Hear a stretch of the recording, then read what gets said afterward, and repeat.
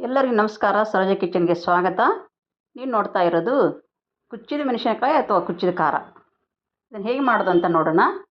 ಮೊದಲು ಒಂದು ಒಲೆ ಮೇಲೆ ತವ ಇಟ್ಟು ಅದಕ್ಕೆ ಅರ್ಧ ಬೌಲು ಶೇಂಗಾ ಹುರ್ಕೊಳ್ತಾ ಇದ್ದೀನಿ. ಕೆಂಪಿಗೆ ಚೆನ್ನಾಗಿ ಹುರ್ಕೊಳ್ಬೇಕು. ಆಮೇಲೆ ಇದು ಹುರಿದಾದ್ಮೇಲೆ ಅದೇ ಅರ್ಧ ಬೌಲಿಂದ ಬಿಳಿ ಎಳ್ಳು, ಕರಿ ಎಳ್ಳು ಎರಡು ಕೂಡಿದೆ ಇದನ್ನು ಹುರ್ಕೊಳ್ತಾ ಇದ್ದೀನಿ. ಚಟಪಟ ಅನ್ನೋರಿಗೆ ಹುರ್ಕೊಳ್ಬೇಕು. ಇದು ಹುರಿದಾದ್ಮೇಲೆ ನಾವು ಎಷ್ಟು ಖಾರ ಮಾಡಬೇಕು ಅಂದ್ಕೊಂಡಿದ್ದೀವೋ ಅಷ್ಟು ಮೆಣಸಿನ್ಕಾಯನ್ನು ತೊಳೆದ್ಬಿಟ್ಟು ಕ್ಲೀನಾಗಿ ಈ ರೀತಿ ಹುರ್ಕೊಳ್ಬೇಕು. ಆಮೇಲೆ ಕಡಲೆಕಾಳು, ಶೇಂಗಾ ಕಾಳು ಮತ್ತು ಎಳ್ಳನ್ನು ಪುಡಿ ಮಾಡ್ಕೊಳ್ಬೇಕು. ನೀವು ತರಿತರಿಯಾಗಿದ್ದರೂ ಮಾಡ್ಬೋದು, ನುಣ್ಣಗಾದರೂ ಮಾಡ್ಕೋಬೋದು, ಅದು ನಿಮಗಿಷ್ಟ. ಅದನ್ನು ಒಂದು ಬೌಲ್ಗೆ ತೆಗೆದುಬಿಟ್ಟು ಅದೇ ಜಾರಿಗೆ ಹುರಿದ ಮೆಣಸಿನ್ಕಾಯಿ, ಶುಂಠಿ, ಬೆಳ್ಳುಳ್ಳಿ, ಕೊತ್ತಂಬರಿ, ಕರಿಬೇವು ಹಾಕಿಬಿಟ್ಟು ಸ್ವಲ್ಪ ಹುಣಸೆ ರಸವನ್ನು ಹಾಕಿಬಿಟ್ಟು ಜೀರಿಗೆ ಸೇರಿಸಿ ಈ ರೀತಿ ರುಬ್ಕೊಳ್ಬೇಕು. ತರಿತರಿಯಾಗಿ ರುಬ್ಕೊಳ್ಬೋದು. ನಾನು ಸ್ವಲ್ಪ ನುಣ್ಣಗೆ ರುಬ್ಕೊಂಡಿದ್ದೀನಿ. ಆಮೇಲೆ ಒಲೆ ಮೇಲೆ ಪಾತ್ರೆ ಇಟ್ಟು ಅದಕ್ಕೆ ಎಣ್ಣೆ, ಸಾಸಿವೆ, ಜೀರಿಗೆ, ಕರಿಬೇವು ಮತ್ತು ಈರುಳ್ಳಿ ಹಾಕಿ ಚೆನ್ನಾಗಿ ಫ್ರೈ ಮಾಡಬೇಕು. ಫ್ರೈ ಆದಮೇಲೆ ಸ್ವಲ್ಪ ಅರಿಶಿನ ಪುಡಿ ಹಾಕಿಬಿಟ್ಟು ರುಬ್ಬಿಕೊಂಡಂಥ ಖಾರವನ್ನು ಹಾಕ್ಕೊಳ್ಬೇಕು.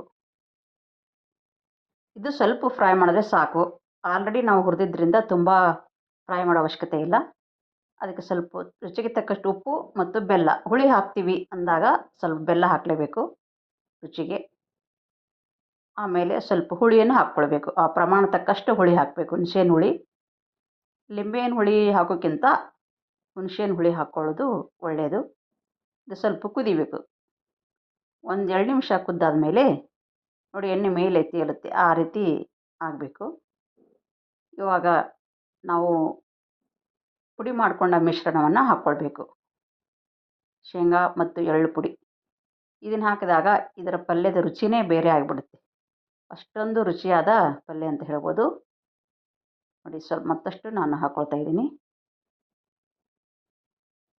ಖಾರ ಪ್ರಿಯರಿಗೆ ಇಷ್ಟವಾದ ಒಂದು ರೆಸಿಪಿ ಅಂತ ಹೇಳ್ಬೋದು. ಇದು ಉತ್ತರ ಕರ್ನಾಟಕದಲ್ಲಿ ತುಂಬ ಜನ ಮಾಡ್ತಾರೆ. ಅದರ ಜೊತೆಗೆ ಮತ್ತು ನಾನು ಪುಂಡಿ ಪಲ್ಯ ಅಂತ ಮಾಡಿದ್ದೆ. ಈ ಮೊದಲು ಆ ವಿಡಿಯೋ ಹಾಕಿದ್ದೀನಿ, ನೀವು ನೋಡಿರ್ಬೋದು. ಕುಚ್ಚಿದ ಖಾರ, ಪುಂಡಿ ಪಲ್ಯ ಜೋಡಿಯಾಗಿರುವಂಥ ಒಂದು ರೆಸಿಪಿಗಳಿವು. ನೋಡಿ, ಪುಂಡಿ ಪಲ್ಯ ಜೊತೆಗೆ ಕುಚ್ಚಿದ ಖಾರ ಅಂತ ಕಾಂಬಿನೇಷನ್ ಇರುವಂಥ ರೆಸಿಪಿ. ಅದರ ಜೊತೆಗೆ ನಾನು ಜೋಳದ ರೊಟ್ಟಿ ಮಾಡಿದ್ದೆ. ಜೋಳದ ರೊಟ್ಟಿ, ಕುಚ್ಚಿದ ಖಾರ, ಪುಂಡಿ ಪಲ್ಯ ಇವು 3 ಕಾಂಬಿನೇಷನು ತುಂಬ ಅದ್ಭುತ ಅಂತಲೇ ಹೇಳ್ಬೋದು.